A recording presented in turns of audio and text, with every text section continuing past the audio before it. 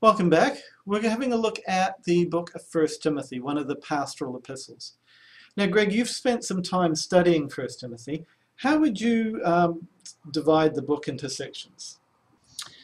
Well, five major sections because of the content of the book.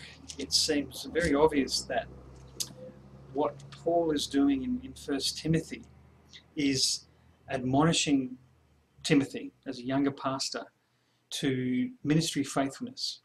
And he has three sections where that's really the focus.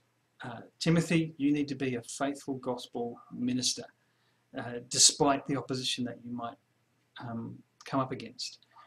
And then in between those three exhortations, there's one in the middle, chapter 1, there's one in the start in chapter 1, there's one in the middle in chapter 4, and there's another exhortation in chapter 6.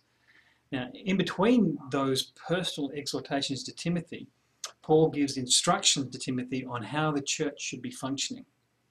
Chapters 2 and 3, he seems to give general instructions with respect to structure of the church and roles within the church. And in chapter 5, he seems to give specific instructions. So the content of the book seems to fall quite neatly into those five sections. And there's also linguistic reasons for, I think, breaking it into those sections as well. Now, we've got a book chart of 1 Timothy in our notes. Can you talk us through that chart? Yeah, well, there's your book chart you can see. Chapter 1 begins with the first charge to faithfulness in the midst of false teaching. So chapter 1 verse 3, many, particularly Gordon Fee, sees as the key verse in the book. I actually disagree with him, but it says, "As I urged you when I went to Macedonia, stay there in Ephesus so that you may command certain men not to teach false doctrines any longer, nor to devote themselves to myths and endless genealogies." So chapter 1 verse 3 and 4 tells us that the context that Paul is writing to is one where the church, probably in Ephesus, that Timothy is pastoring, is beset with false teachers. And so Paul is really exhorting Timothy, who is timid by nature. We learn that from 2 Timothy. He's exhorting Timothy to stand up to these false teachers and to lead his congregation through what might be a really stormy patch. And so what he does in chapter 1 is expose these false teachers. They want to be teachers of the law, but they don't really understand what the law is for and what the law does. And so he reminds Timothy of what the gospel is all about. There's a sense in which the false teachers, verses 7 through 11, don't get the gospel. Here's what the gospel really is, verses 12 through 17.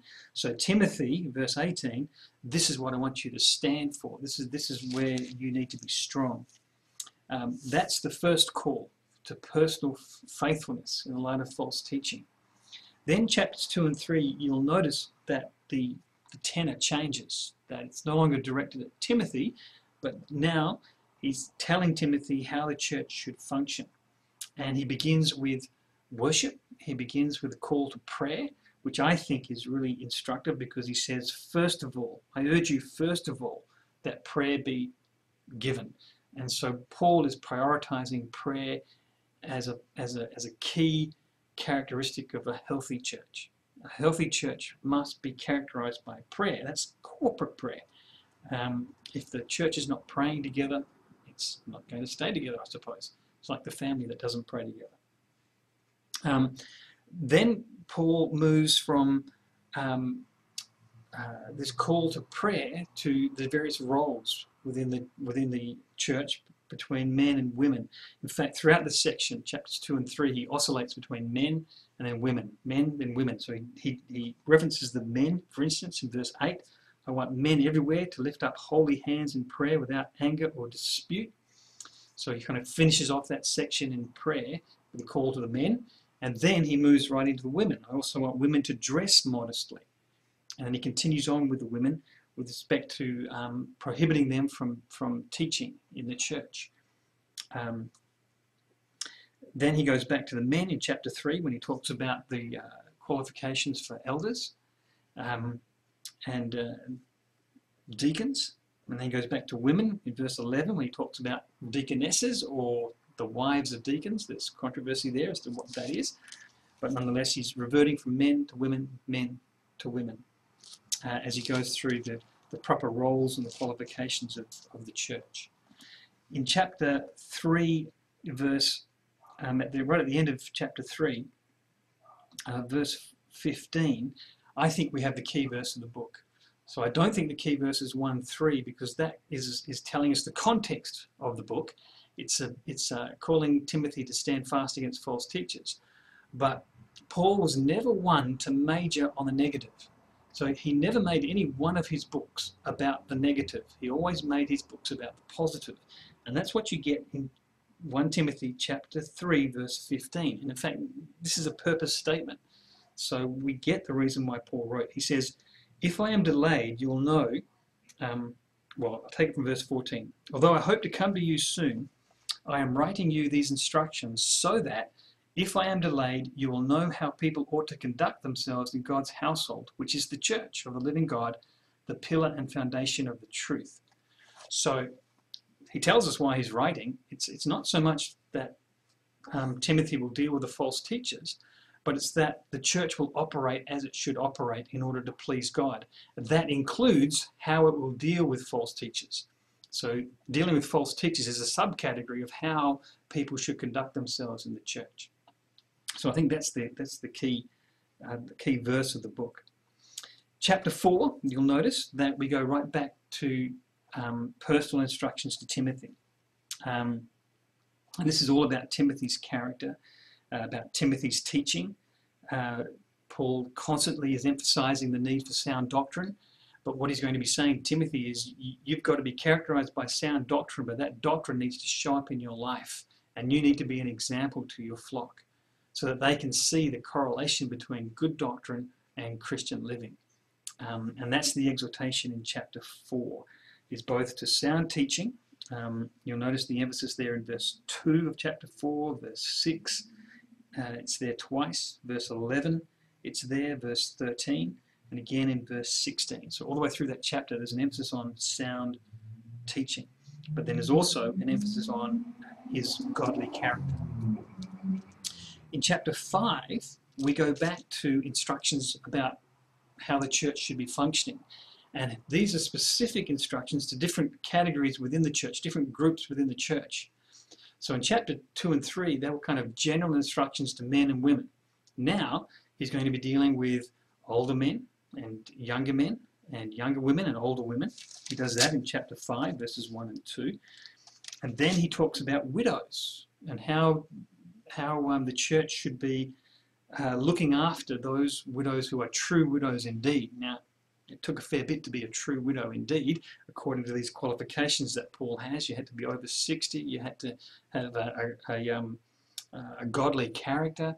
You had to be a servant of the church, and you had not to have any family that could look after you either. So, but nonetheless, the church was instructed to look after these widows as a reflection of the love of Christ, really. But he also puts the onus on the people who have widows in their extended family to make sure that they care for them as well. After dealing with widows, he deals with elders in the church and talks about how the church should treat its elders with great respect. He says in chapter 5, verse 17, the elders who direct the affairs of the church well are worthy of double honour, especially those whose work is in preaching and teaching. But then he goes on to talk about, well, what do we do if we have an elder gone wrong? And so he goes through the process of what you do when you have an elder who's gone wrong. Then, it seems in chapter 6, we go back, chapter 6 verse 3, we go back to one last personal exhortation from Paul to Timothy to live that godly life in the face of false teaching. So false teaching is a theme that you'll see in chapter 1, you'll see it in chapter 4, you'll see it in chapter 6. You don't see it in chapters 2 and 3, you don't really see it in chapter 5 either, because that's where he's dealing with conduct within the church. But in these personal exhortations, it's really as though Paul is building Timothy up so that he's going to be strong enough to be able to combat these people who are in the church teaching false doctrine. And part of the motivation of these false teachers, Paul believes to be greed, money. And so chapter 6 is where we get instruction on how we should look at money. And in fact, the New Testament has quite a lot to say about the Christian and money. And simply put, money doesn't come out in a good light. It is this is the chapter where we read that money is the root of all kinds of evil, and money has this power to corrupt. We know from Matthew chapter 6 that money is the only entity that is ever described in the New Testament as an opposing God, as a rival to the true God. Of course, it's because of what money can seemingly provide. It can provide comfort, it can provide blessing, it can provide security, all things that really only come from the one true God. And so in chapter 6, Paul exhorts Timothy not to be a lover of money, but rather to be a lover of righteousness. And so he calls him to be faithful and to be active in resisting this false teaching. So 3 calls to pastoral faithfulness in the midst of false teaching, and then 2 sections on instructions on how to conduct yourself, the church, how the church is to conduct itself.